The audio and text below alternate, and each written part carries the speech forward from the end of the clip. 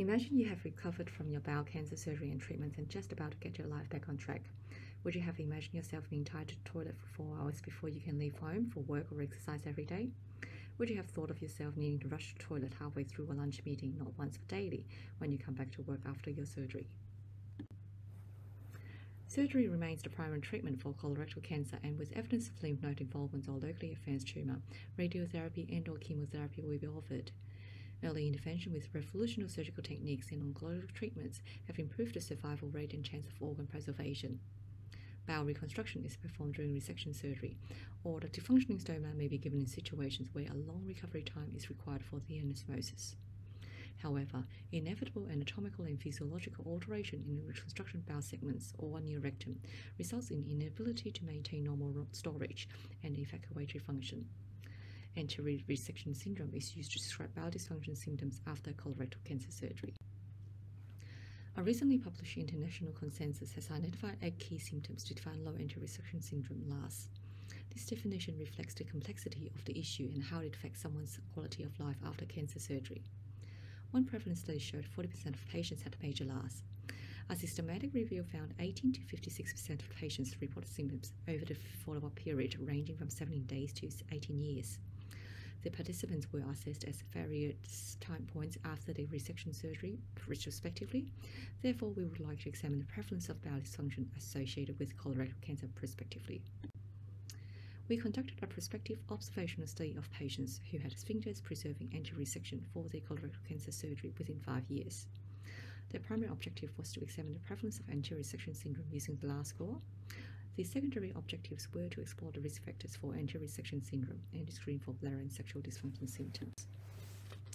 All patients who were diagnosed with colorectal cancer and attended the follow-up appointments in either the Cancer Survivors Clinic or Colorectal Outpatient Clinic at Concord Hospital from 2019 were identified.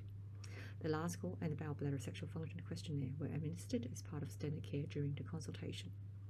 Surgical and medical history were obtained from the medical record. Patients were recruited based on the selection criteria. Eligible participants were asked to complete the questionnaires at their follow-up appointments. 2 questionnaires were included. 1. LARS score, a validated 5-item questionnaire with a total score of 42. LARS score is divided into 3 categories where 0 to 20 is no LARS, 21 to 29 minor LARS, and 30 to 41 major LARS. And 2. A study-specific questionnaire for screening for bowel, bladder, and sexual function, which consisted of 4 dichotomous questions.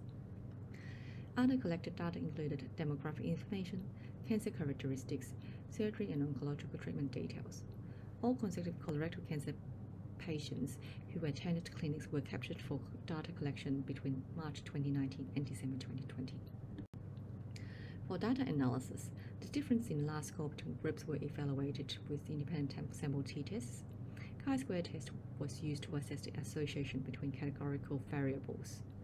The associated risk factors were combined into clinical patterns and analyzed using binary logistic regression. Overall, 63 patients were eligible. 1 was excluded due to local recurrence during study. The mean age was 64, 43.5% had rectal cancer, 58% were high anterior resection, 19% were low anterior resection, and 23% were ultra-low anterior resection. About 31% had a temporary stoma, 11% had long-course neoadjuvant chemoradiotherapy, and 60% had adjuvant chemotherapy. In terms of bowel dysfunction, 71% scored between 0 to 20, 30% scored between 21 to 29, and 16% score more than 30, defined as major LARS. We also found the level of anastomosis of the bowel reconstruction can affect the severity of LARS. Amongst patients who had no LARS, 61% had an anesthetic height more than 11 centimeters. Of those with major LARS, 60% had an anesthetic height less than 6 centimeters. The mean difference in LARS score between an anesthetic height less than 6 centimeters and more than 11 centimeters was 15.5, which was clinically significant. Of the proposed potential risk factors for LARS, the risk ratio for anesthetic height was 4.79, parastoma was 5.69, and radiotherapy was 6.7, which were all significant association with anterior resection syndrome on logistic regression.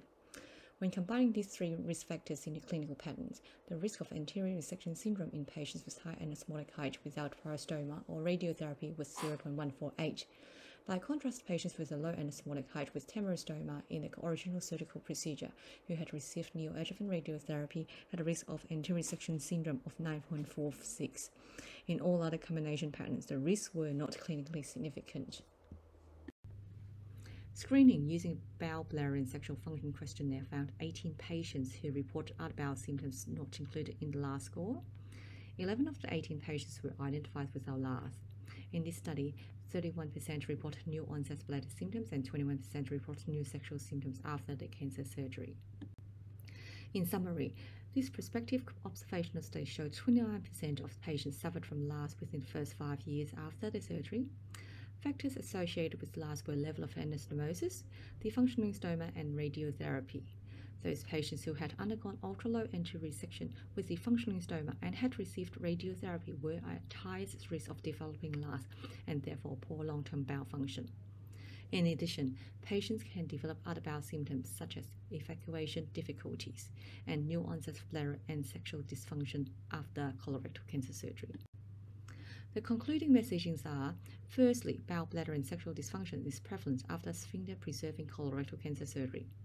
Secondly, a structured bowel function and pelvic floor rehabilitation and management plan should be considered for all patients with symptoms after surgery in order to improve bowel function and quality of life.